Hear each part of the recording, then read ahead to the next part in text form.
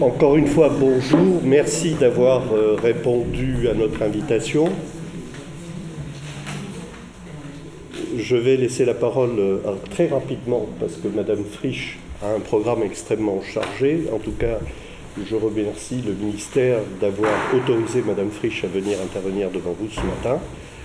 Quand on connaît la masse de travail que vous avez au niveau de votre direction, et des urgences, c'est vraiment un grand remerciement qu'on vous adresse ce matin. Le nombre de chaises vous donne un peu l'importance du sujet que vous allez traiter ce matin et surtout l'intérêt porté par les nombreux proviseurs, chefs d'établissement, principaux de collège, chefs de travaux. Il y a aussi dans la salle des représentants ou des COP, et puis peut-être aussi quelques professeurs. Donc l'intérêt est évident. Les participants seront très attentifs à ce que vous allez leur décrire, et je vous passe immédiatement la parole de manière à essayer de vous libérer lorsque vous le souhaiterez. Bonjour à tous et à toutes. Je remercie M. Silvia, président de l'ALTET, de m'avoir convié à cette réunion et de pouvoir présenter avec vous deux dispositifs qui sont au cœur de l'orientation et qu'avec la Direction générale de l'enseignement scolaire, nous allons mettre en place dans toutes les académies, bien sûr en s'appuyant avec vous tous collectivement, quel que soit, je dirais, le type de personnel, puisqu'on sait bien que ce parcours ne pourra marcher que s'il est pris à bras-le-corps par tout le monde.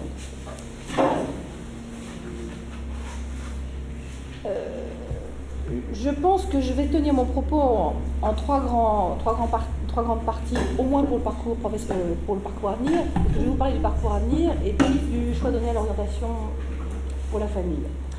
Ce que je souhaiterais, c'est que j'aborderai déjà dans un premier temps le parcours, je vous laisserai un temps de questions et ensuite j'aborderai le deuxième sujet. Je pense que ça permettra d'être un peu moins difficile pour vous à absorber tout ce que je vais pouvoir vous dire.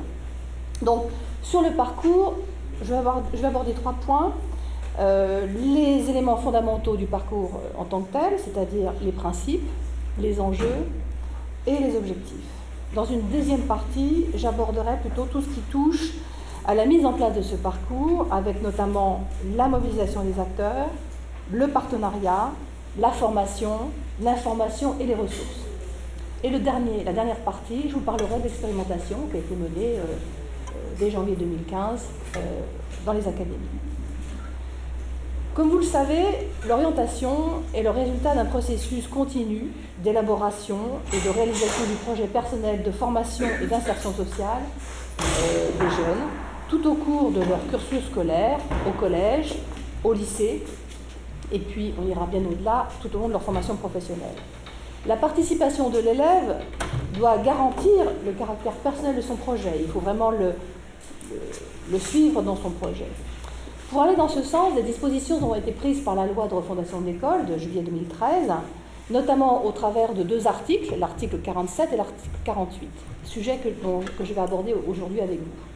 Sur l'article 47, ça concerne les parcours individuels d'information, d'orientation et de découverte du monde économique et professionnel, qu'on a appelé pendant un temps PIONMEP, mais qui était un nom un peu difficile à prononcer pour un certain nombre et qui était très difficilement perçu par les entreprises.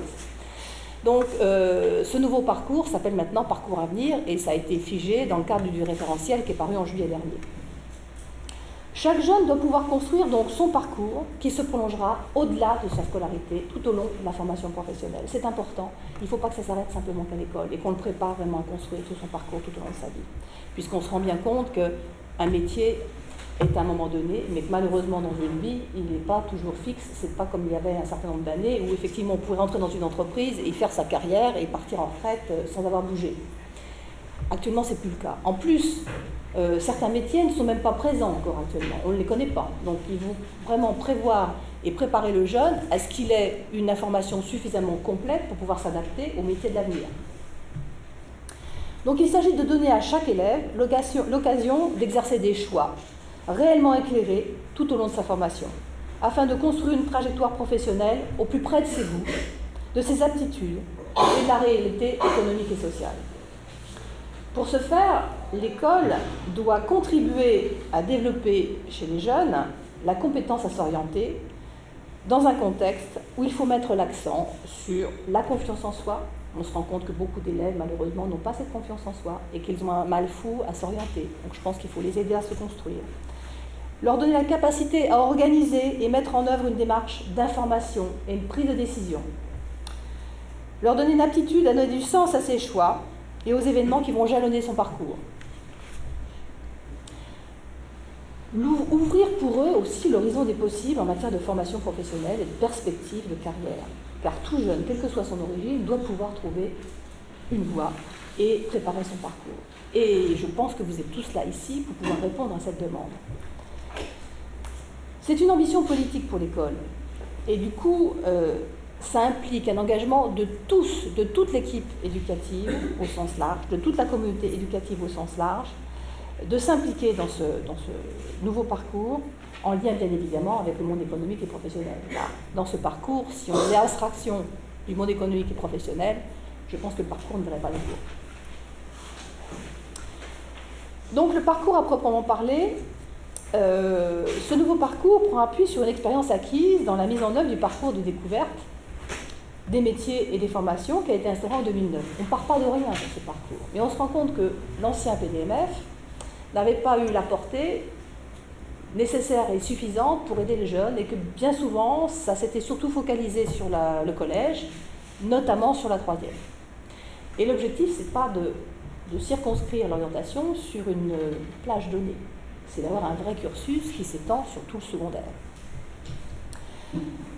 Donc, on a lancé une expérimentation en octobre 2014 dans toutes les académies. On a eu des réponses des académies en janvier 2015. On a fait l'analyse de ces résultats en juin 2015, ce qui nous a permis, entre-temps, de parfaire notre référentiel qu'on a publié en juillet 2015 pour prendre en compte un certain nombre de données qui nous sont montées du terrain. Ce référentiel, on l'a travaillé avec le CSP et donc la DGESCO pour aboutir à un document qui balaye vraiment tout le secondaire.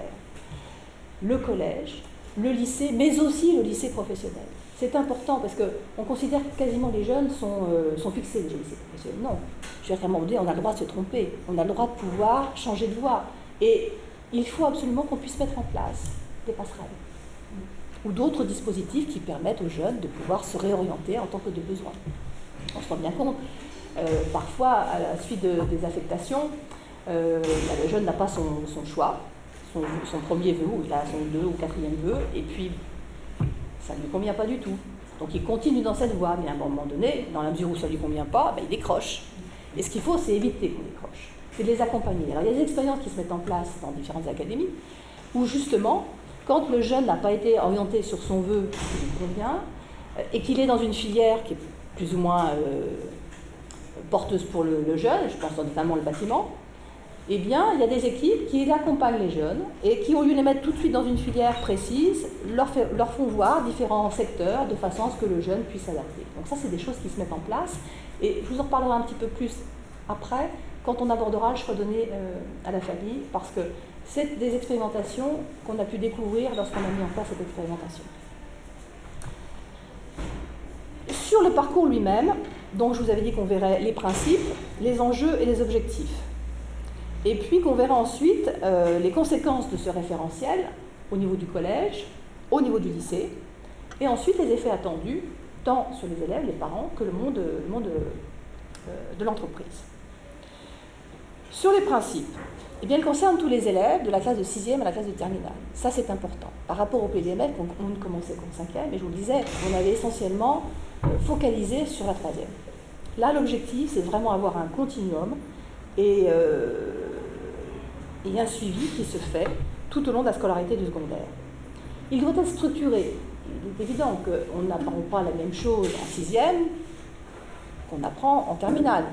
Il faut donc construire ce parcours, il faut qu'il soit progressif. En 6e, on ne va pas lui dire tout de suite, tu vas rentrer dans la filière bâtiment, ou tu vas rentrer dans telle filière. C'est lui donner les atouts et les cartes qui vont pouvoir progressivement lui permettre de construire son parcours. Il faut qu'il y ait une continuité entre le collège et le lycée. On se rend compte, et ça on l'a vu dans l'expérimentation du choix de la famille, qu'il y avait une rupture. C'est-à-dire qu'au collège, on était engagé, et puis dès que le jeune partait du collège, c'était plutôt le flou. Donc il faut vraiment travailler ce lien entre collège et lycée. Et je pense que le parcours va nous y aider, parce qu'on va créer des outils ou faire en sorte que ce lien puisse se créer. Toujours dans le cadre des principes, il permet l'acquisition d'une culture commune.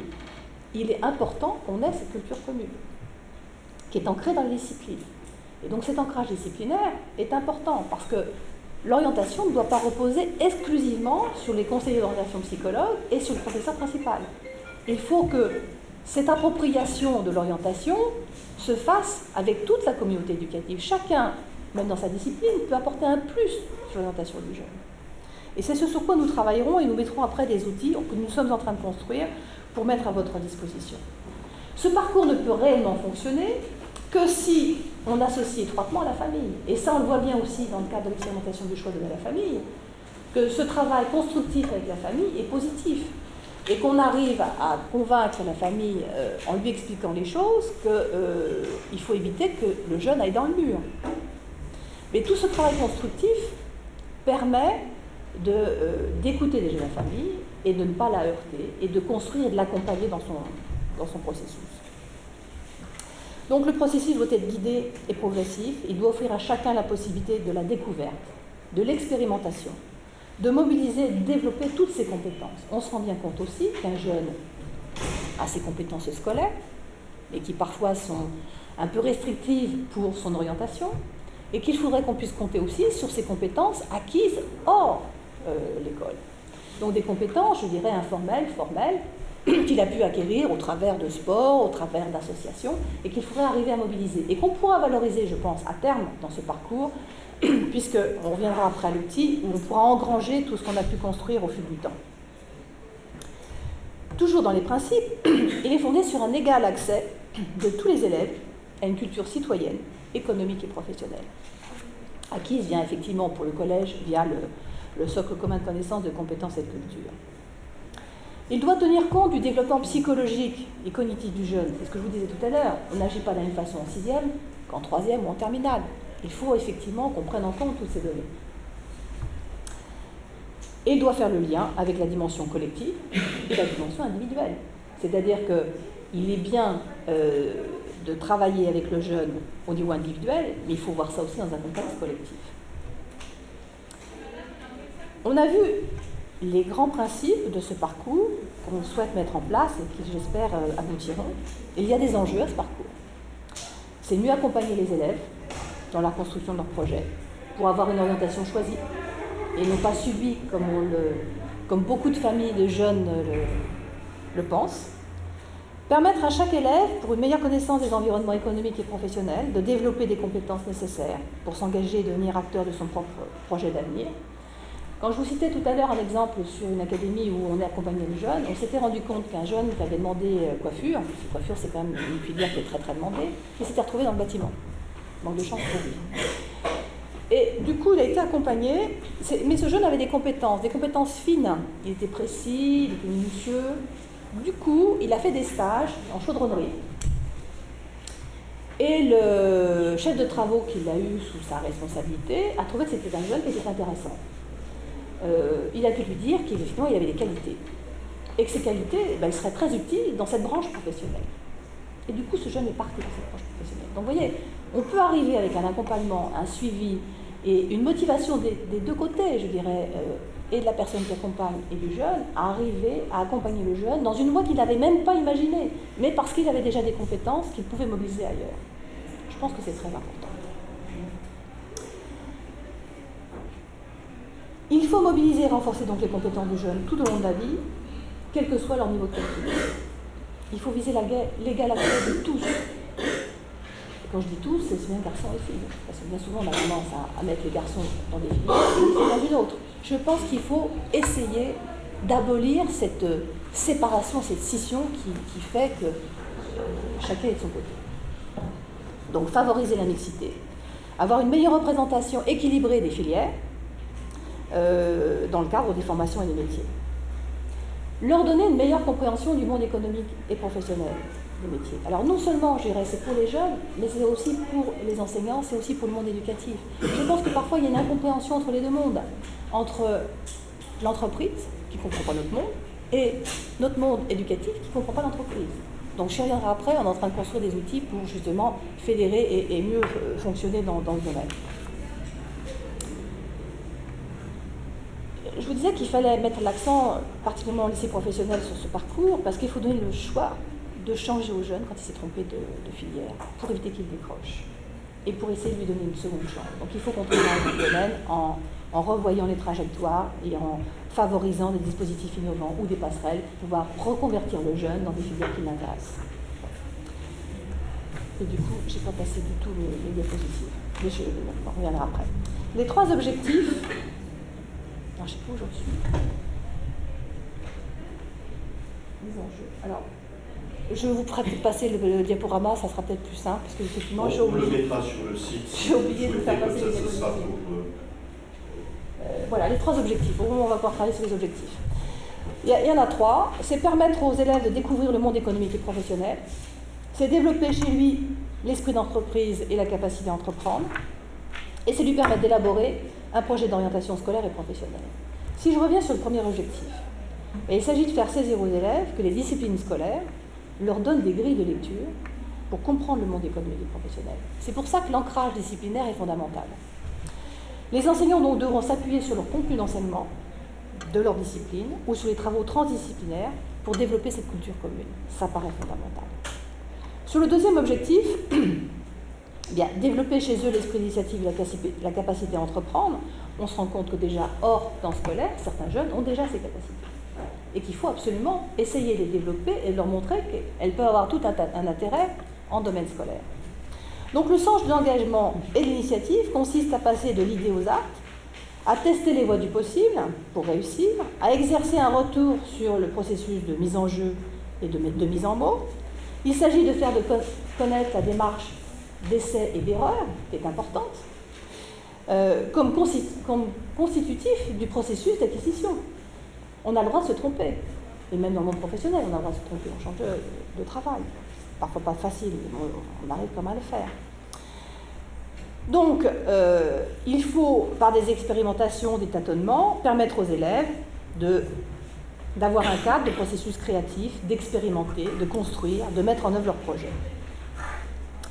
Cette compétence travaillée dans le parcours doit permettre aux élèves d'agir et de décider face aux tâches qu'ils auront à réaliser dans leurs activités de connaissance du monde économique et professionnel. Sur le troisième objectif, c'est leur permettre d'élaborer leur projet d'orientation scolaire et professionnelle. Le parcours doit mobiliser non seulement les connaissances et compétences acquises par les élèves dans le cadre de leur cursus et par rapport aux 2 objectifs qui sont déjà précédemment cités, mais aussi d'associer les familles à la construction de ce projet. Si on laisse le jeune tout seul, si on laisse la famille en arrière, les choses ne marcheront pas. Il faut absolument que les choses se construisent ensemble avec l'équipe éducative. Donc ça, c'était pour les 3 objectifs. Et ça me semble important, si vous voulez, de les rappeler et de les mettre en exergue. Tous ces éléments-là que je vous indique sont dans le référentiel, simplifié et raccourci, mais ils sont dans le référentiel qui a été publié en juillet 2015. Donc si je reviens un peu en arrière pour que vous puissiez voir, donc, le parcours était donc dans la loi. Il a été publié le 1er juillet 2015 et il a permis au parcours de prendre un autre nom, d'avoir un nom un peu moins exotique et d'avoir un nom qui parle mieux, je dirais, au monde éducatif et au monde de l'entreprise. On a vu les principes, les enjeux et les objectifs. Alors, comment se met en route, je dirais, le parcours? Et c'est là qu'on va essayer de décliner un petit peu ce qu'on va faire au niveau des différents niveaux. Au niveau donc du collège, le parcours s'adresse à tous les élèves de la classe de 6e à la classe de terminale, à la classe de 3e, excusez-moi. Y compris les Ulysse, les sec pas, on ne les laisse pas en rade, on les prend en charge. Le but est de favoriser une participation constructive à la future vie sociale et professionnelle du jeune collégien. Il contribue à donner du sens et à valoriser le contenu des apprentissages, en favorisant le lien entre ces derniers et les démarches de découverte du monde économique et professionnel. Il faut aussi développer l'ambition du jeune, on a des jeunes qui n'imaginent même pas qu'ils pourraient avoir accès à certaines filières. D'une part parce que, là on a la chance d'être en région parisienne et j'écoutais ce matin aux informations en disant que les débouchés étaient plus importants et l'espérance d'avoir une meilleure carrière que ses parents était meilleure en région parisienne que dans l'académie la région de Normandie ou du Pas-de-Calais. Et pour cause, on a un maillage des écoles, des universités qui est beaucoup plus important et qui permet à tous de mieux réussir. Donc, il faut absolument favoriser cette ambition scolaire parce que quand on est en zone rurale notamment, un jeune voudra rester dans sa région et ne voudra pas forcément quitter sa région. Il faut lui montrer qu'il a un potentiel et qu'il peut avoir accès à des études supérieures. Et ça, c'est vraiment au rôle de l'enseignant, c'est au rôle de l'équipe éducative de dépister, de voir les capacités du jeune à lui permettre d'aller au-delà de ce que le jeune pense et de sa famille pour le faire aller plus loin. Il faut lui permettre d'acquérir donc autonomie, prise d'initiative et prise de conscience et prise de risque. Et ça commence à se construire dès maintenant. Le parcours s'appuiera sur les enseignements pratiques interdisciplinaires. Alors, notre problème de mise en route du parcours, c'est qu'effectivement, on l'a expérimenté. Il a été mis en place dès septembre 2015, mais pour le collège, on est un peu en difficulté parce que les programmes ne sont pas encore sortis, le socle se met en place, et les épis ne seront réellement officiels et effectifs qu'à la rentrée 2016. Donc pour l'instant, on a une période de transition, mais c'est pas plus mal, ça permet de construire progressivement ce parcours. Donc voilà ce que je pourrais vous dire sur le collège. Si on regarde sur le lycée, eh bien, ce parcours va aider les élèves donc, à construire un parcours cohérent en imaginant aussi l'après-bac. Il s'agit de combiner à chaque niveau et à chaque voie de formation trois objectifs du parcours, les trois objectifs du parcours. Et je pense que dans le cadre du lycée, on peut utiliser l'accompagnement personnalisé et l'orientation active. Ça me semble important. Sur le lycée professionnel, il ne faut pas l'oublier. Parce que, en règle générale, les jeunes arrivent en lycée professionnel, mais ils ont déjà une orientation qui est très très ciblée. Quand un jeune arrive en seconde générale, grosso modo, il a 3 ans pour réfléchir. Il va le bas, et après il y a des filières qui vont se profiler. En lycée professionnel, il est déjà très orienté. Donc il faut vraiment suivre et accompagner ce jeune si toutefois la voie dans laquelle il s'est engagé ne lui convient pas. Donc poursuivre et approfondir les connaissances du monde économique et professionnel, développer son esprit d'entreprendre, accompagner au mieux les élèves dans leurs projets d'études et assurer la fluidité des parcours en aménageant en tant que de besoin s'il y avait effectivement une erreur de parcours. Et on va voir dans la mesure où quand on ne réussit pas son bac, on pourra conserver les notes, on pourra redoubler dans le même établissement, tout ça évitera qu'il y ait un décrochage, notamment en lycée professionnel. Donc je pense que ce sont des mesures qui sont favorables pour éviter que les jeunes en lycée professionnel décrochent, parce qu'on en a beaucoup et on le voit, et il faut absolument leur donner toutes les chances de réussite.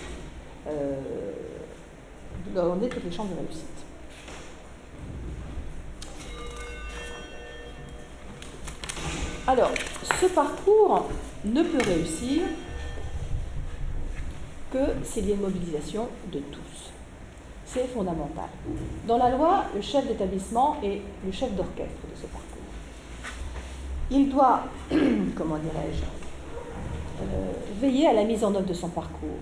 Alors, au collège, sur effectivement la 6e à la 3e, s'assurer de la transition et voir le lien avec le lycée, et au lycée, continuer effectivement à s'assurer qu'il y a une continuité de ce parcours.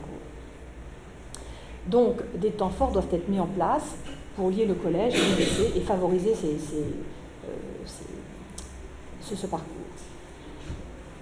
Le rôle du professeur principal est important, notamment avec le lien à avoir avec les familles et le jeune. Mais l'enseignant, tous les enseignants doivent pouvoir aussi jouer leur rôle.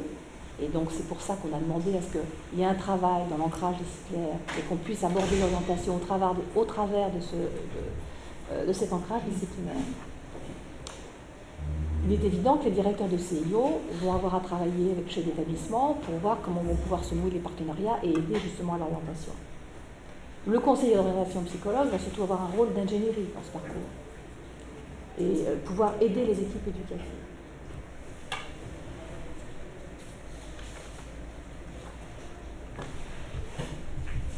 J'étais trop vite. Le partenariat, c'est ce que je vous disais, il faut mobiliser la communauté éducative, mais pour ce parcours, rien ne pourra marcher si on ne s'appuie pas sur le partenariat. Et il faut absolument qu'on travaille aussi avec des entreprises, des associations, des collectivités territoriales, mais aussi sur différents types d'actions. Je suis sûre que pour la plupart, vous les pratiquez, mais il est bien quand même de les rappeler. Donc, visite d'entreprise, forum, conférences, débats, intervention de chefs d'entreprise ou de professionnels des établissements, stage, tutorat, mini-entreprise, reportage. Tout ça, ce sont des éléments qui vont pouvoir permettre, au moins pour le monde économique et professionnel, de développer un certain nombre d'informations pour le jeune. Et je reviendrai plus tard dans le cadre des outils qu'on mettra en œuvre.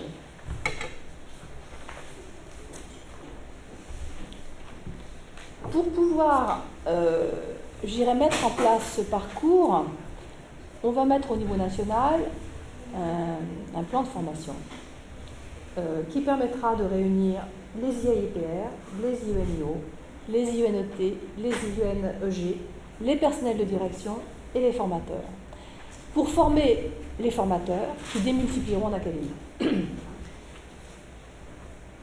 Cette formation a surtout pour objectif d'essayer de voir comment on pourra décliner dans les disciplines le travail et l'incrémentation de ce parcours dans les disciplines. Pour pouvoir vous donner des outils, donc il y aura certainement un vadémécum ou un guide qui sortira de cette formation et qu'on pourra mettre après sur le site du ministère qui est le site EduScol. Donc la formation est importante. Il y a une première formation nationale qui sera déclinée certainement en formation locale et académique dans le cadre des PAF. Et peut-être que nous referons peut-être une autre formation nationale ultérieurement.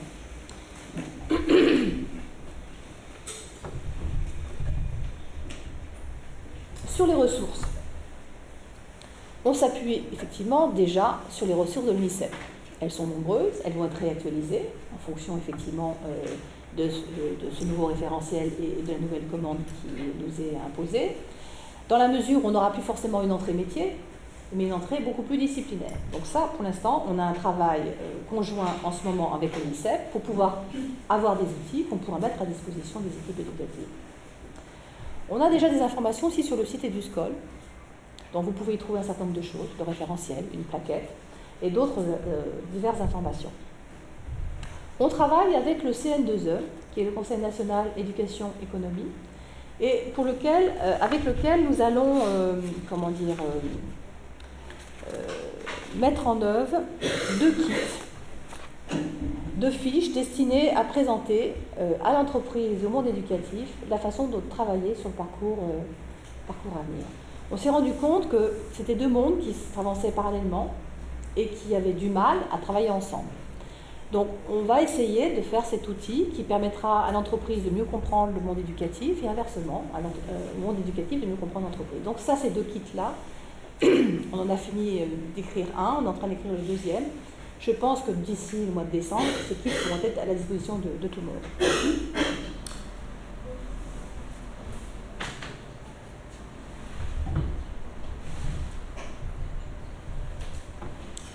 Pour pouvoir construire ce parcours et avoir ce continuum tout au long de la scolarité, il faut un outil pour le jeune.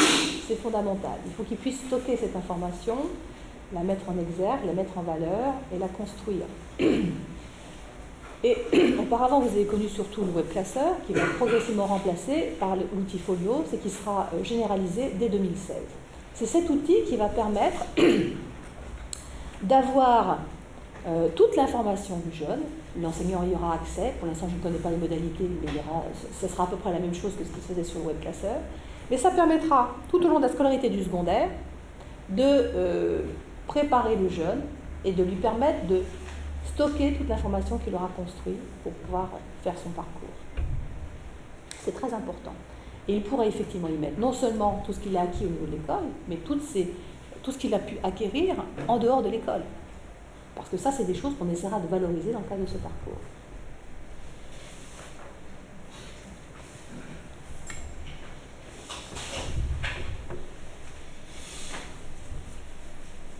Et au final, donc, il y a une plaquette que vous avez dû tous recevoir, au moins les chefs d'établissement, les directeurs de CIO, mais qui est disponible sur le site EduScol ou sur le site de l'ONICEP, qui vous donne les clés du parcours. C'est un 4 pages qui est assez synthétique et qui vous permet de voir un petit peu comment les choses se passent. Alors, je vais revenir sur l'expérimentation. L'expérimentation, alors je m'expliquerai parce que du coup j'ai changé au dernier moment mes petites fiches, concerne 26 académies. Donc l'expérimentation a été lancée en octobre 2014 pour justement préparer l'ouverture du parcours à la rentrée 2015. Les académies nous ont répondu en janvier 2015 pour dire qu'elles y participaient. 26 académies ont souhaité expérimenter ce parcours. 419 établissements se sont portés volontaires, 332 collèges, et on se rend compte quand même que c'est la majorité des collèges, hein. Ça représente à peu près 79%, et on voit bien que dans le cadre du parcours, l'ancien parcours, c'était comme déjà le collège qui était déjà dans le bain.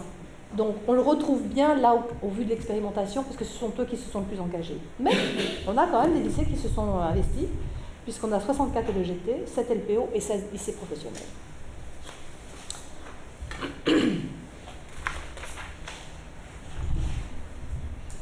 Les premiers éléments de cette expérimentation. Eh bien, on a constaté qu'il y avait une très grande mobilisation de tous les acteurs, au niveau académique, au niveau départemental et au niveau d'établissement. Et ça, c'est plutôt très positif. On a constaté aussi que le rôle de leadership du chef d'établissement et l'implication forte des enseignants était vraiment très, très visible et très apparent. Que l'installation de l'expérimentation sur des actions initiées précédemment, effectivement, s'est mise en place. On a tenu compte de l'expérience de ce qui avait été mis en place dans le PDMF, qu'on a réajusté à l'aune de ce qu'on pouvait voir émerger de ce parcours. On a vu aussi une émergence d'un travail en équipe et en équipe pluridisciplinaire. Donc ça aussi, c'est quand même quelque chose de très positif. Et progressivement, des outils se sont créés localement pour pouvoir mettre en place ce nouveau parcours. Qu'est-ce qu'il ressort de cette expérimentation? On s'est rendu compte qu'effectivement, les académies nous ont fait remonter, les équipes nous ont fait remonter un certain nombre de points. Qu'il fallait développer une information et une communication plus claire et spécifique. D'où l'origine de la plaquette qu'on a diffusée tout de suite à la rentrée. Intégrer le parcours à venir dans le volet éducation du projet d'établissement. Je pense que ça, c'est vraiment quelque chose qu'il faut prendre en compte. Vous avez un volet orientation dans le projet d'établissement, il faut absolument le développer et inclure le parcours à venir. Faire en sorte que le parcours soit abordé lors du conseil pédagogique, puisque c'est quelque chose de transversal. Il faut absolument que ça soit abordé au sein de l'équipe éducative. Déployer des formations pour les inspecteurs, les formateurs, les enseignants, les COP, dans le cadre du PAF. Nous avons commencé à initier cette formation au niveau national et la formation aura lieu en novembre 2015, le 27 novembre. Développer les pratiques d'auto-évaluation et sortir d'une logique qui font du professeur principal et du COP les seuls acteurs de ce parcours. Ce sont des recommandations qui viennent du terrain, ce ne sont pas des recommandations qui sont issues de la DGESCO, je le tiens à rappeler. Donc on s'est servi de ces recommandations pour faire changer un certain nombre de choses dans la mesure où on est en train de construire ce parcours. Et c'est important, si vous voulez, qu'on ait fait cette expérimentation et que tout soit ressorti. Je pense que j'ai fait le tour sur le parcours. Je pense que je vous ai peut-être un peu ennuyé parce que bon, il y a beaucoup de choses à dire, je vais peut-être un peu trop vite. Mais c'est un sujet passionnant. Je pense qu'il faut y croire. Et je pense que c'est très très important que tout le monde s'implique. Parce que ce parcours ne pourra vraiment voir le jour que si tout le monde s'implique. Aussi bien le monde éducatif que le monde professionnel. Ça n'avait pas vraiment pris dans le cadre du PDMF. Auparavant, je gérais les personnes de direction au niveau de la DGRH, je m'occupais de leur mobilité. J'ai eu l'occasion, c'était en janvier dernier, d'avoir été invitée et de parler de différentes choses. Et du coup, comme j'avais un certain nombre de personnes devant moi, une soixantaine de chefs d'établissement, j'aurais posé la question, j'aurais demandé s'ils avaient mis en place le PDMF. J'en ai un certain nombre qui m'ont dit « Quoi ? Le PDMF ?» Quand j'ai posé la question du parcours à venir, j'ai fait un flop total. Donc, on se rend bien compte que ce parcours avait pris à certains endroits. En Alsace, il a très bien pris. Dans l'Académie de Rennes. Mais pas partout. Et je crois que là, il s'impose à nous tous. Et la loi fait qu'il doit s'imposer à nous tous, puisqu'il est inscrit dans la loi. C'est obligatoire. Donc, écoutez, je compte sur vous pour qu'il soit bien mis en place. Et je remercie encore M. Sylvia de m'avoir permis de m'exprimer sur ce sujet, sachant qu'après, je pourrai aborder le choix donné d'orientation à la famille. Mais pour faire une petite rupture et pour éviter d'être un peu trop long, écoutez, j'attends vos questions. Donc, si vous avez quelques questions à me poser avant qu'on enchaîne le deuxième sujet. C'est intéressant d'avoir les questions que vous avez à poser et de profiter de la présence de Mme Fritsch pour avoir une réponse. Monsieur Bouchin. Donc, sur votre analyse, vous dites que vous avez des remontées, a priori, éducation nationale, et les remontées entreprises. Non, là j'ai que des remontées du terrain et des remontées, si vous voulez, qui concernent le monde éducatif. Là, voilà. Les recommandations qui me sont remontées, ce sont que des remontées académiques et des chefs d'établissement et des équipes éducatives. D'accord, donc au niveau des entreprises, vous n'avez pas eu de remontées? On ne les a pas saisies, c'était pas nous les saisir. D'accord. Hein, parce que... Mais c'est pour ça qu'on travaille avec le CN2E, justement, pour inciter les entreprises à travailler différemment avec nous. D'où l'objectif de ces 2 kits que nous allons monter. Est-ce que ça vous ennuierait de vous présenter? Ça me permettrait de savoir où vous... Donc, David Bouchin du lycée Alfred Nobel, directeur délégué aux formations professionnelles et technologiques. D'accord, merci bien. Pour moi, ça me permet au moins de vous situer. Voilà. Non, parce que nous, effectivement, on est du lycée professionnel et on rencontre le quotidien avec les entreprises pour les stages en entreprise. Et c'est vrai qu'aujourd'hui, en tous les cas, on a de plus en plus de mal à mettre nos élèves en formation. Alors, et qui est obligatoire déjà depuis quelques années. Donc là, mettre les collégiens en face de l'entreprise... Ils y sont déjà. Ils y sont déjà dans le cadre du stage entreprise de 3e. Je sais bien, j'ai eu des enfants qui sont en 3e, etc. On les a mis dans les entreprises, mais souvent, ils ne sont pas on va dire, dans le cœur des métiers. Alors oui, s'ils choisissent, bon, évidemment, s'ils ont des amis vétérinaires, ils vont être dans un cabinet vétérinaire. Mais si par exemple ils choisissent les assurances, ils vont se retrouver à la photocopie. Voilà, non mais l'objectif, et c'est pourquoi on va travailler dans le cadre du kit qu'on travaille avec le CN2E, c'est que le jeune n'a pas à faire. Le jeune, il a à regarder et voir comment ça se passe dans une entreprise. Ouais. Donc c'est sur quoi on va travailler et on va demander aux entreprises de respecter nos consignes. Ouais. D'où l'objectif du guide. On se rend compte aussi, et ça c'est un travers qu'on a à l'éducation nationale, en tout cas pour un certain nombre de chefs d'établissement, c'est que vous collez vos stages tous au mois de décembre. Oui, mais attendez, quand vous regardez les calendriers, il y a rien pas de possibilité. Non, rien n'empêche, si vous voulez, d'étaler les stages sur toute l'année scolaire. Alors, mais c'est ce qu'on fait. Mais quand on a 22 semaines de stage... Je parle essentiellement pour les collèges. Ah, les collèges, d'accord. Pour les collèges. Il n'y a pas pour les lycées professionnels, c'est un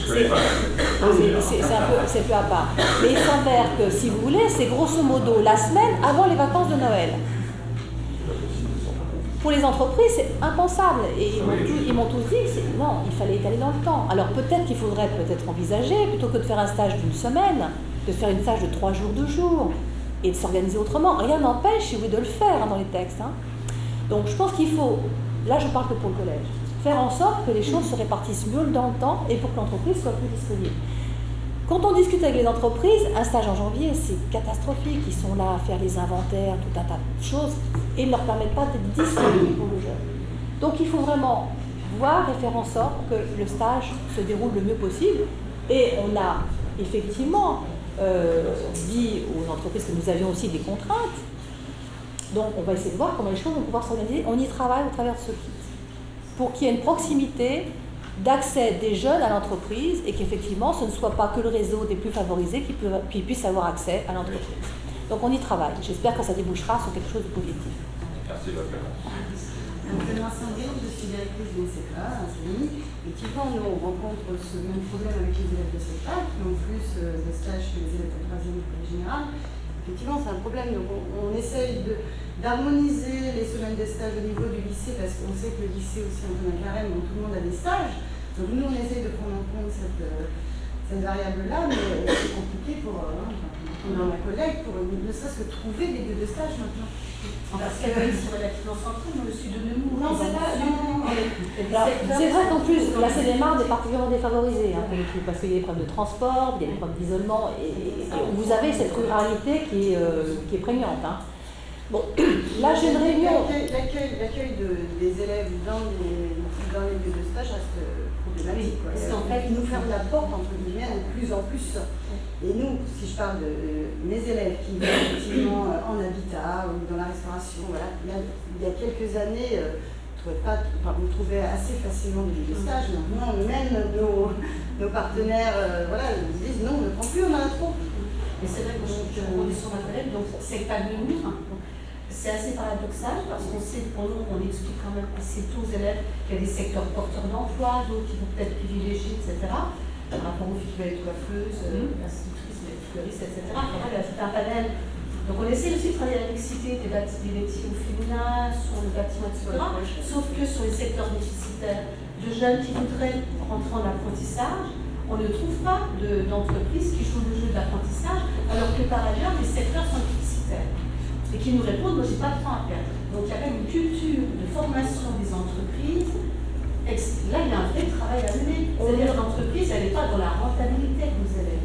Elle n'est pas dans la qualité. C'est de la rentabilité, mais sur du long terme, pas sur du court terme. Voilà, mais ils ont un rôle de formation à jouer. Tout à fait. On va essayer de mettre en place ces nouveaux processus pour favoriser justement l'entrée du jeune dans l'entreprise. Mais je ferai remonter, parce que j'ai une réunion au niveau national sur tous ces problèmes la semaine prochaine. Et moi, personnellement, je suis allée rencontrer les fédérations du bâtiment pour les alerter. Et il y a plein de trucs. Oui. Si vous me permettez, je voudrais intervenir là parce qu'on parle des entreprises, donc qui ne sont pas représentées. Alors je vais me permettre de les représenter. Je voudrais dire tout de même que jusqu'il y a 2 ans, le rapprochement entre l'éducation nationale, et j'englobe toute l'éducation nationale, quelles que soient les strates, et les entreprises, avait atteint un niveau de compréhension qui n'a jamais été dans le passé. Les entreprises d'éducation nationale, jusqu'à il y a 2 ans, marchaient comme des amis de très longue date et on n'avait pas de problème de les stages. Nous avons actuellement un problème que nous faisons remonter, mais je suis surpris que vous en parliez pas, c'est le problème de la convention. La convention telle qu'elle est bâtie actuellement, hier soir j'étais dans un établissement pour la 3e fois, on l'a repassé au conseil d'administration, on a recréé une nouvelle convention. C'est une convention qui fait peur, il faut employer le terme, aux entreprises. Alors, qu'on me dise que les entreprises, il y en a moins, je le viens, il y a une raison économique, etc., mais qu'elles ne prennent pas de stagiaires, madame l'a fait remarquer, c'est quelque chose qu'il faut voir sur le long terme, parce que ce que je dis moi aux entreprises, messieurs, faites attention, les gens que vous recevez chez vous, ce sont ceux qui vont prendre votre succession le jour où vous allez arrêter de travailler. Donc les jeunes, il faut les former, il faut les recevoir, il faut participer, même si ça vous prend du temps. Le blocage actuellement, et je souhaite qu'au niveau des instances, on reprenne ces conventions qui bloquent, notamment, on peut évoquer des mineurs. Et les entreprises prennent plus de mineurs en stage. Alors, c'est vrai qu'on va voir en plus, on va se retrouver confronté à un autre problème, puisque dans la mesure où les élèves ne redoubleront quasiment plus, on va avoir un rajeunissement de ces jeunes, et qu'effectivement, ils vont se retrouver en milieu de stage encore plus jeunes qu'ils n'étaient plus. C'est déjà le cas depuis 2 ans. Est-ce qu'on se rend compte effectivement que sur le collège, progressivement, le redoublement diminue et est quasiment inexistant. Ce qui n'est pas le cas, je dirais, quand on est au lycée, où il est encore important. Mais bon, ça, c'est une contrainte qu'on a en tête et sur laquelle on va essayer de travailler. Si je peux me permettre, c'est juste une remarque. Je viens d'une académie, donc Nancy-Metz, précédemment, où il y avait un partenariat entre la Fédération du bâtiment et l'Éducation nationale. Et un jour par an, il y avait le dispositif un jour, une école, une entreprise. Il existe en Seine-et-Marne. Ah oui, et j'ai jamais eu l'appel, moi j'ai jamais reçu. Et nous travaillons au niveau national avec la Fédération du bâtiment et particulièrement pour l'entrée des filles dans le bâtiment. Et donc ce que je veux dire, c'est que nous, on proposait aux établissements d'envoyer une journée un enseignant ou un directeur de secteur, un responsable, etc., dans une entreprise qui le recevait toute la journée sur le secteur, de façon à ce qu'il y ait une meilleure connaissance Et c'était toujours une entreprise du bâtiment, parce que c'est la fédération du BTP qui était porte. Alors, dans l'outil qu'on est en train de mettre en place, vous allez avoir plusieurs pistes qui vont vous permettre de voir comment éventuellement faire. Il y a différentes journées et elles sont toutes citées. Donc ça vous permettra d'avoir de l'information et de faire en sorte que vos jeunes puissent avoir des débouchés. Donc ça, L'intérêt, c'est de créer un réseau de partenariat, parce que si maintenant le jeune il se présente comme ça, le jeune lambda, il se fait refouler à la porte de l'entreprise. Et que s'il n'y a pas de médiation par l'établissement ou pas, bon, nous les parents ne savent pas, ils ne sont pas forcément non plus habilités à jouer les intermédiaires. Non mais c'est ce qu'on est en train d'essayer de construire. Alors j'espère que ça va aboutir, mais c'est ce sur quoi on travaille en ce moment. Donc comme il y a une volonté nationale d'agir, je pense qu'on devrait aboutir. Moi, je voudrais revenir sur une problématique. Alors, François Petit-Frère, directrice déléguée aux enseignements technologiques du lycée polyvalent, lycée Galibier-Gargan, un lycée qui va de l'enseignement général à l'enseignement professionnel. Je suis aussi référente MLDS sur District 7 Oudy. Sur la mise en place des passerelles. Nous, il est vrai que la passerelle seconde GT pour la voie pro existe. Mais pas dans l'autre sens. Mais pas dans l'autre sens. On est en train d'y travailler aussi. Et également, j'ai des jeunes, parce que je m'occupe de la rupture scolaire, qui à la fin de la seconde pro, ça ne leur convient pas, on les a mis en ASSP, ils ne veulent pas faire le change pour les adultes, ils veulent s'occuper des enfants, etc. Ils voudraient faire MRCU. Alors, on peut développer les sigles parce que je ne suis pas toujours au point sur tous les sigles. Ah oui, alors, un jeune qui se retrouve en bac professionnel, accompagnement, soins, services à la personne, mais qui veut faire de la vente, du commerce. Lorsque je vais essayer de saisir sur la fenêtre, il n'aura jamais une seconde MRCU. Là, par exemple, on est ouvert. Pourquoi ? Parce que ça ne fonctionne pas. Je peux vous assurer. Comment ça ne fonctionne pas ? Parce que le logiciel n'est pas fait pour ça. C'est pas fait pour. Honnêtement, là, nous venons d'ouvrir ici dans l'établissement une classe que j'ai appelée, d'ailleurs nous avons appelé aussi classe Avenir, où nous récupérons beaucoup de jeunes après échec de seconde pro par rapport à l'orientation. Et je vous assure, c'est vraiment un parcours avec multiples. L'outil n'est pas adapté à la réorientation des jeunes. Voilà, on peut le dire. Et c'est l'outil national. Je note. Oui, voilà. Non, mais c'est une problématique. Et... Je note, on verra ce qu'on peut faire. Mais je ne vous garantis rien, mais bon. Ah, mais voilà. Je tenais quand même à rebondir parce que ça, c'est une problématique. D'accord. Moi, j'ai un gosse qui m'a dit, Madame, je vais être plombier. Il se retrouve en gestion administration. Bon, je lui dis, mais je préfère vos factures. Moi, je lui ai expliqué aussi. Mais bon, c'est pas ce qu'il veut faire. Alors, attendez, il se retrouve pas dans. Pourquoi ? Parce qu'il n'y a pas d'adéquation avec le. Il y a trop de demandes pour la plomberie. Donc ça veut dire qu'à un moment donné, et on a le même problème sur l'enseignement supérieur, où on a effectivement 4 filières qui sont super saturées. Sur le droit, sur la médecine, sur les STAPS et sur la psychologie. Il faut qu'on travaille en amont. Tout le monde ne peut pas être médecin, tout le monde ne peut pas être psychologue. Donc il faut à un moment donné faire comprendre aux jeunes qu'ils ne peuvent pas tous aller au même endroit. Et qu'il faut montrer aussi quels sont les débouchés. C'est-à-dire qu'on ne pourra pas avoir autant de plombiers qu'il y a de candidats qui veulent être plombiers. C'est pas possible. Donc il faut aussi expliquer ça. Et il y a peut-être des jeunes qui demandent à faire cette filière qui ont plus de compétences que d'autres. Donc c'est peut-être à vous, enseignants, de voir comment le mieux les orienter, le plus facilement, enfin, j'arrive pas au mot, les orienter le mieux possible. Vous avez pris l'exemple tout à l'heure d'un jeune qui voulait coiffure, être coiffeur. Voilà. J'ai dit ça. J'en ai un qui voulait être coiffeur. D'ailleurs, il est tout frisé, il est tout mimi, bien coiffé. Pareil, il se retrouve chez moi en accompagnement sur le service à la personne, il se demande ce qu'il fait là. Bon, parce que lui, il va pas forcer.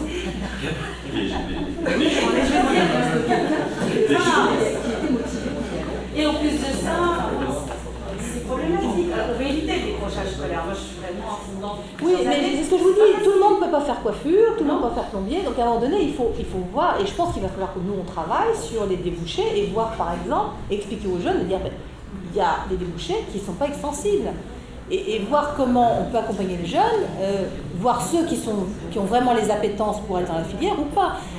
Certaines académies aussi, toujours dans la filière coiffure, se sont dit, tiens, il y a quand même beaucoup de problèmes dans la filière coiffure, on va essayer de faire aux jeunes, faire un stage en coiffure pour voir si ça leur convient vraiment. Certains jeunes ont fait un stage en coiffure, j'ai dit, mais pas du tout ce que je voulais faire. J'imaginais pas du tout que ça soit comme ça. Donc du coup, ce jeune-là, s'il n'avait pas fait ce stage, il se serait dirigé en coiffure et ça serait été un échec. Vous voyez, c'est pas facile. Et puis il est vrai quelquefois que certains jeunes qui souhaitent l'apprentissage, moi je suis responsable de l'UFA dans l'établissement, actuellement pour trouver des maîtres d'apprentissage dans les entreprises, ils veulent bien des stagiaires, mais dès qu'il s'agit d'avoir un apprenti, non, ils ne peuvent pas se faire. Actuellement, ma section d'apprentissage, l'apprenti n'est pas complète. Non mais je le vois parce que si vous voulez, je fais un constat de rentrée tous les ans au niveau national et c'est vrai que j'ai un nombre de jeunes qui en attente de contrat qui est important. Et c'est vrai que ça ne se dégage que, je dirais, mi-décembre. On le sait ça. Mais effectivement, c'est pour ça qu'on va essayer de travailler pour faire en sorte que l'entreprise, mais c'est plutôt les petites entreprises qui ont du mal à recruter. Je dirais pour les grandes, il y a une propension, une habitude qui est plus facile. Donc, mais c'est vrai que l'artisan, pour lui c'est une charge, ça lui coûte et ça lui prend de son temps. Donc quand ils sont un ou deux, c'est vrai que c'est pas évident. Donc je pense qu'il faut qu'on montre, et quand on met un jeune en apprentissage, il faut qu'il soit vraiment motivé, ils ne sont pas toujours tous. Sauf que nous avons un problème réel en France, c'est que 95% de nos entreprises, c'est au-dessous de 10, voire peut-être moins d'employés. Donc on a plus de possibilités relationnelles vers ces entreprises que vers les grandes, qui sont en plus bien souvent décentralisées, pas forcément dans la région, à Nemours par exemple, pour ne citer qu'à Nemours, et on ne trouve pas. Alors, ça, c'est aussi effectivement, c'est à prendre en compte. Et j'ai assisté la semaine dernière à une réunion qui avait été organisée par le ministère des Finances à Bercy, où il disait que les très petites entreprises, qui s'appellent ça les TPE, étaient les entreprises qui recrutaient le plus. Donc il faut vraiment qu'on mise quand même sur ces entreprises. Oui. Sur Madame Kétel, proviseur adjoint du lycée d'Espace Calabrie Couvert. Nous, on a des élèves qui veulent faire des stages pendant les vacances. Sauf que nous, on peut leur faire des conventions. Ils sont là quand même. Alors je pense qu'il doit y avoir des possibilités, je pense des possibilités mais avec les parents. Oui, c'est ça. La responsabilité des parents. Oui. Je poserai. Parce que du coup, en fait, c'est l'entreprise qui demande à l'élève d'avoir la conversion.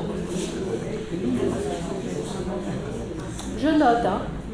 Parce qu'ils ne peuvent pas perdre de soin en cours, donc ils veulent utiliser leur vacances justement pour aller en stage.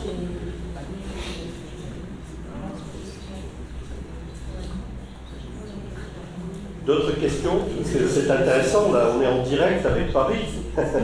Et qu'on ne soit pas loin, mais enfin, on peut avoir des réponses. En fait, pour l'instant, on balbutie et on est en train de construire ensemble. Hein. Voilà. Je voulais quand même vous le rappeler, on construit ensemble. Monsieur. Donc, en parlant de Paris, justement, l'année dernière, pour l'année scolaire, il y a eu... Vous pouvez vous présenter si ça vous en est pas. Donc, je suis Thème, je suis chef de travaux au lycée Jean-Baptiste à Gagny. Donc, il y a eu, je crois que Marie-Christine, l'Académie de l'Éducation, a été invitée au niveau du ministère pour discuter justement du problème des lieux de stage. On a des difficultés à trouver des lieux de stage. Donc, à ma connaissance, on n'a pas eu de retour sur cette réunion. Oui, alors là, vous êtes au niveau académique, je suis au niveau national, je ne peux pas vous répondre pour ce que va mettre en place la rectrice.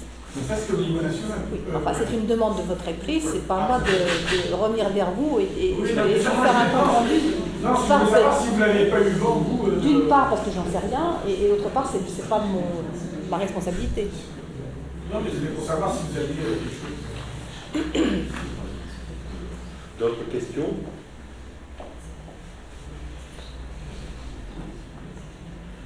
Moi, j'ai peut-être une question.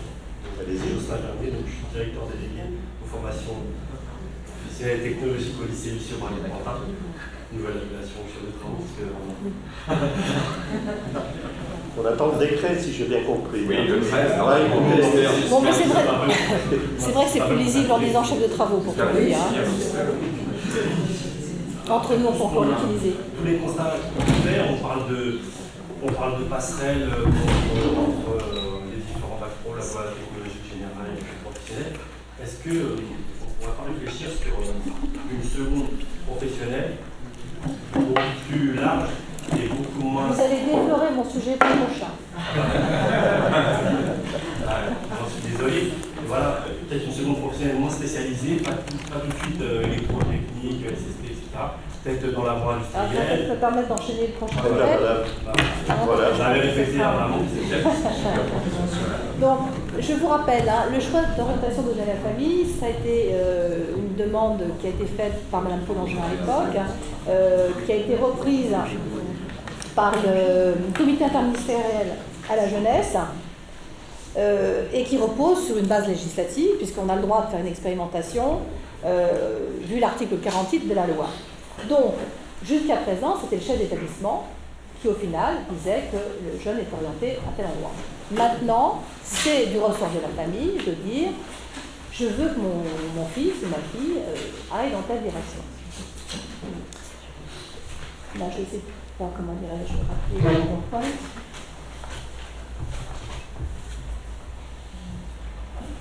Voilà. Donc, on a lancé une expérimentation en 2013, on a fait un cahier des charges.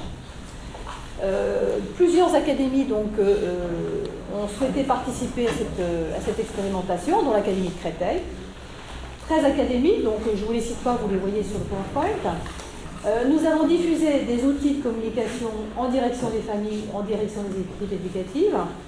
Et quand on a lancé cette expérimentation, on a eu 107 établissements, donc sur 13 académies, qui se sont portés volontaires. On a dû prendre un décret pour lancer cette expérimentation, parce que la loi ne suffisait pas. Et on a pris 2 arrêtés pour définir quels étaient les établissements qui pourraient participer à cette expérimentation, sachant que pour que l'expérimentation puisse avoir lieu dans l'établissement, il fallait que ce soit voté en conseil d'administration. Donc au départ, on a eu plus d'établissements qui se sont proposés, mais tous n'ont pas voté en conseil d'administration favorablement cette expérimentation. Pour suivre cette expérimentation, on a installé un comité de suivi qui était piloté par le recteur de Reims et maintenant qui est recteur de l'Académie de Caen. Ce comité est composé de partenaires sociaux, des fédérations de parents d'élèves, d'experts, d'acteurs académiques de la LGESCO, de façon à pouvoir évaluer cette expérimentation, d'en mesurer les aperçus, de mettre en exergue les points négatifs et les points positifs. Il s'est déjà réuni 3 fois, on est en train d'écrire la note d'étape. La note d'étape est plutôt favorable. Donc ça c'est pour le suivi de l'expérimentation, et parallèlement, et on embête comme ça les chefs d'établissement pour leur demander de remplir une enquête orchestrale pour justement avoir des éléments plus chiffrés concernant cette expérimentation et qui nous permettent de voir qu'au final, eh bien, ça n'a pas fait infléchir les orientations de façon outrancière dans un sens ou dans un autre, c'est plutôt relativement équivalent à ce qui se faisait antérieurement. Mais il y a un meilleur accompagnement des familles. Pour voir aussi un petit peu comment les choses se passaient, on a fait des visites dans les collèges, on a visité un certain nombre d'académies, Besançon, Clermont-Ferrand, Créteil, Montpellier, Poitiers et Strasbourg, et je dois dire que ça a été assez enrichissant. Moi je suis allée à Strasbourg et c'est là que j'ai vu qu'on pouvait mettre en place une seconde indifférenciée. Et je reviendrai après sur les suites qu'on pourra donner à cette seconde indifférenciée. Parce que les jeunes qui ont des difficultés à choisir, ce n'est pas ceux qui vont rentrer, ce que je disais tout à l'heure, en seconde générale. C'est plutôt ceux qui vont rentrer en seconde professionnelle. On leur demande déjà un choix alors qu'ils ont déjà des difficultés. Et un choix pointu en plus, très pointu. Donc à Strasbourg, ils ont fait une seconde, qui est une seconde entre guillemets d'attente. Et ils se sont mis en relation, donc les collèges se sont mis en relation via l'académie auprès de différents lycées, et ce qui fait que le jeune peut toucher à différents secteurs de l'enseignement professionnel, de façon à lui donner les clés pour pouvoir réellement s'orienter à la fin de la seconde. Donc, et on en arrivera tout à l'heure aux recommandations, c'est effectivement une recommandation qui va être faite dans le cadre de notre d'étape, et au final, le rapport qui sera remis aux parlementaires pour savoir si on continue ou non cette expérimentation, ce sera un des points qui va être valorisé. L'expérimentation en soi, il y a déjà des académies et des établissements qui font cette expérimentation, sauf elles ne sont pas rentrées dans le panel, mais le font déjà. Donc ce qui est intéressant, c'est de voir qu'est-ce qui peut changer dans la pratique, et ça en fait partie. C'est-à-dire qu'on va arriver à faire en sorte qu'il y ait une seconde professionnelle indifférenciée. Donc ça fait partie de nos recommandations. Alors, les premiers retours de l'expérimentation, Mais je reflète peut-être sur le temps de parole de... Non, allez-y. Non. Eh bien, on se rend compte que les familles sont prises en amont plus précocement. Alors déjà, dès la 3e, et certains écoles commencent même déjà dès la 4e à travailler avec les familles. Donc il y a plus de rendez-vous qui sont pris avec les familles, bien en amont donc de l'orientation qui se fait plutôt au 2e trimestre. Il y a des échanges plus réguliers qui se font avec les conseillers d'orientation psychologues. Et il y a une meilleure collaboration et un meilleur travail qui se fait avec les professeurs principaux et les conseillers d'orientation psychologue. En revanche, on note toujours, et ça c'est ce que je vous disais sur la mise en place du parcours, des difficultés de lien entre le collège et le lycée. Donc ça, c'est les équipes, tout le monde nous l'a dit là, quand on s'est déplacé, c'est qu'il faut vraiment travailler ce lien collège-lycée pour voir les jeunes qui sont sortis du collège et qui vont arriver un peu justes pour certains au lycée. Et on se rend compte que ces élèves un peu justes au lycée, ben, ils ne sont pas plus justes que ceux qui étaient déjà passés, donc il n'y a pas de différence en réalité, mais il faut qu'ils soient accompagnés, ces jeunes. Ensuite, il faut renforcer l'information des élèves et de leurs familles pour bien différencier la notion d'orientation et celle de l'affectation.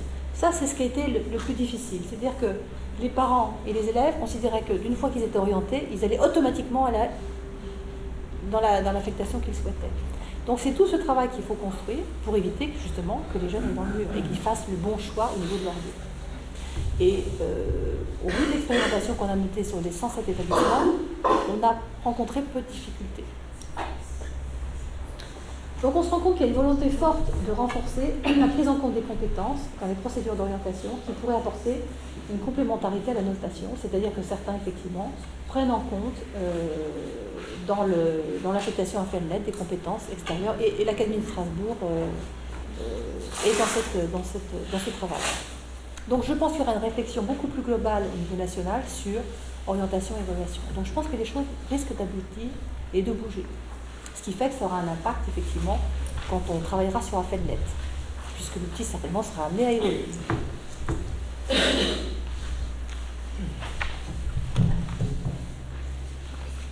Donc les perspectives, eh bien, on va écrire la note d'étape, finaliser la note d'étape et écrire le rapport qui partira donc au Parlement, qui nous dira effectivement si on poursuit ou non cette expérience.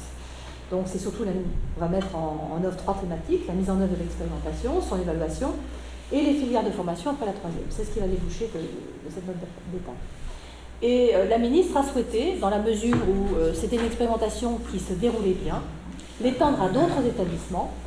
Et on a actuellement 217 PLE, répartis donc toujours dans 13 académies, qui souhaitent s'engager dans ces expérimentations. Donc on n'a pas eu d'académies nouvelles qui se sont engagées, mais plutôt des établissements de ces mêmes académies, plus nombreux, qui ont souhaité participer.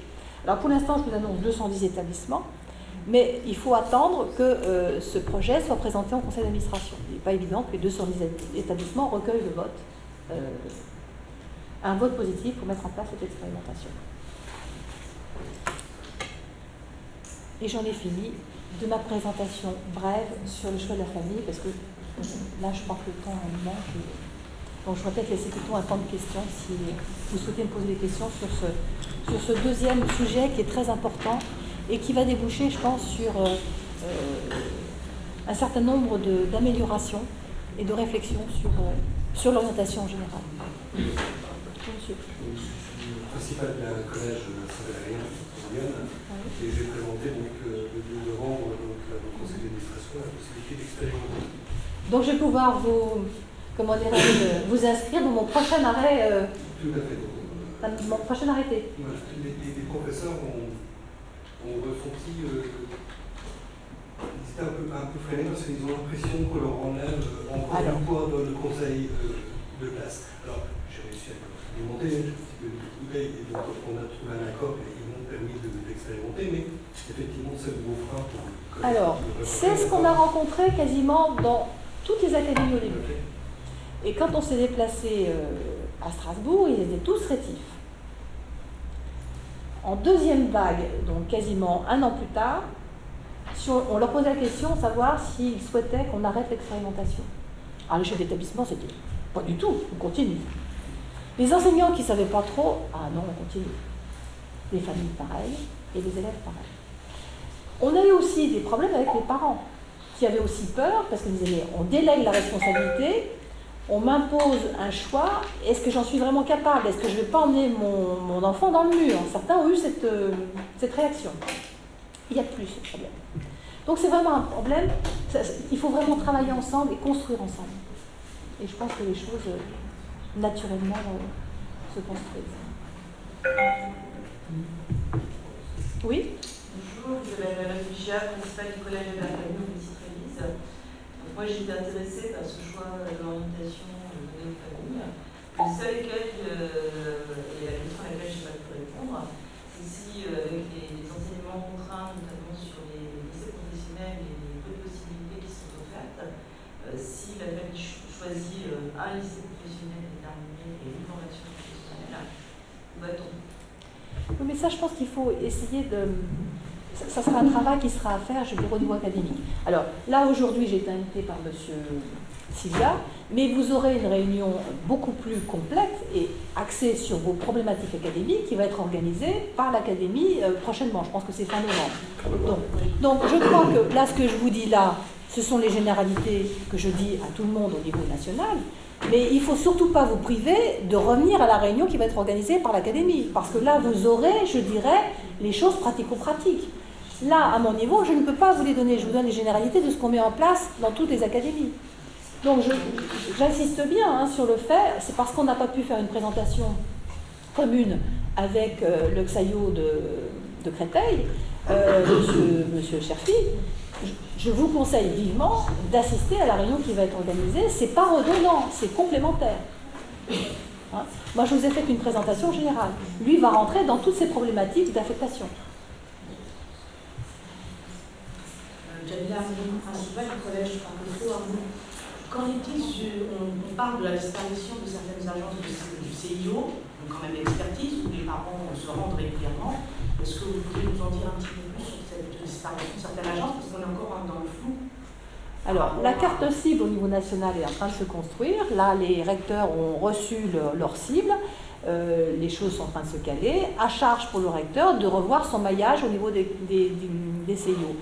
Il s'avère que de toute façon, il y aura toujours possibilité, même s'il n'y a pas le CIO en dur à un endroit donné, parce qu'il est plus financé par la collectivité territoriale, d'avoir des points d'accueil qui pourront se tenir dans un établissement scolaire. Je pense que ça pourra être évoqué. Et ça, c'est une question que vous pourrez poser effectivement lors de la prochaine réunion. Là, en l'occurrence, en plus, on va vers un monde qui est quand même dématérialisé. On travaille de plus en plus avec l'outil informatique, donc il y a beaucoup d'informations qu'on peut avoir par Internet. Et s'il y a vraiment besoin d'avoir un conseil et d'avoir un entretien, il y a toujours la possibilité de voir avec un conseiller d'orientation psychologue qui peut se déplacer dans un établissement pour recevoir les familles. Je pense que ça, c'est toujours possible. Donc c'est vrai qu'on a une contrainte parce qu'il y a une démobilisation des conseils généraux, pas dans toutes les académies, pas dans tous les départements, que c'est une contrainte, qu'au niveau national, malheureusement, on a pris en charge un certain nombre de CIO et du coup notre charge s'est accrue au niveau national, mais malheureusement on le fait à budget contraint et à moyens quasiment constants. Donc voilà, mais la rectrice a sa feuille de route et à charge pour elle de réorganiser au niveau local. J'ai une question. Si on parle de dématérialisation, très bien, mais on a montré qu'on a des familles qui n'ont pas accès à tous ces outils informatiques, à cette dématérialisation. Même si on les invite dans les établissements scolaires, on les incite, on les invite fortement à se présenter pour accéder à ces données. C'est pas toujours simple de les faire déplacer déjà dans un premier temps pour venir nous voir nous en tant que tel. Et alors c'est vrai que s'il n'y a plus un deuxième lieu qui prend aussi le relais de l'établissement, à savoir les CIO, avec une conseillère d'orientation, ça va être complexe. Alors je ne sais pas si vous avez vraiment une fermeture. Oui. Mais je crois quand même qu'il y aura des possibilités, je dirais, d'avoir des points d'accueil. Je pense que c'est des choses qui vont être travaillées. Donc il n'y aura pas, je dirais, parce qu'il y a des coûts qui sont importants au niveau des locaux, hein, et surtout en région parisienne. Donc, mais il y aura des points d'accueil qui vont être, je pense, mais oui, donc on se servira des établissements pour avoir ces points d'accueil. Mais il y en a déjà. Mais il y en aura peut-être un peu plus. Alors c'est vrai, pour certaines familles, c'est difficile de venir dans l'établissement scolaire. Mais bon, je pense qu'il y aura un travail à faire avec l'équipe éducative pour voir comment on peut accompagner ces familles. Dans le cadre du choix de la famille, on s'est rendu compte qu'on arrivait beaucoup plus facilement à les faire venir. Parce qu'il y a tout un travail de relations interpersonnelles, enfin, de relations beaucoup plus fines avec les familles, de confiance qui s'instaure. Et je crois que c'est ça aussi qu'il faut qu'on mette en œuvre. Alors c'est vrai que c'est très long, ça prendra du temps, et que ça ne peut pas se faire du jour au lendemain en claquant des doigts.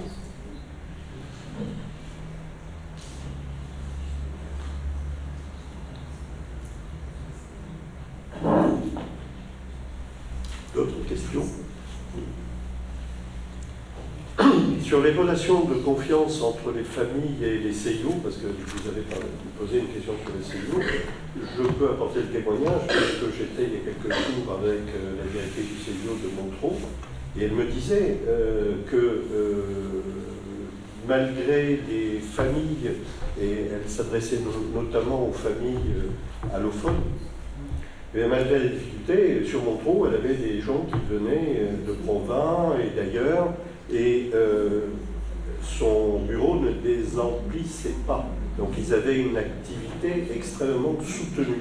Alors c'est vrai que, à la différence, si ces futurs CIO seront, je dirais, hébergés, entre guillemets, dans d'autres lieux pour peut-être alléger du point de vue financier, ça ne changera rien. Les familles viendront tout de même, il y aura la formation.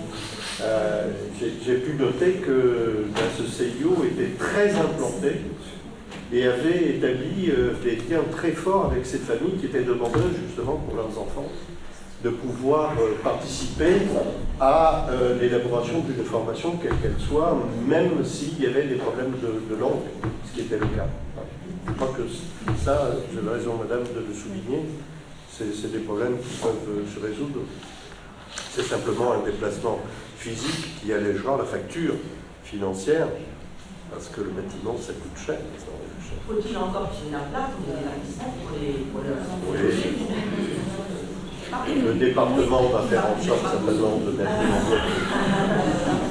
Mais on se rend compte que parfois d'autres collectivités prennent la relève des conseils départementaux. Hein.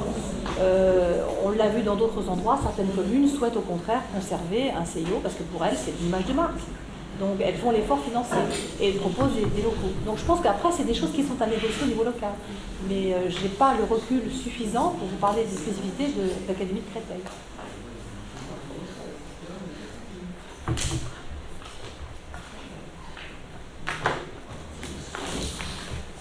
On considère qu'on n'a plus de questions. Enfin, vous n'avez plus de questions à me poser.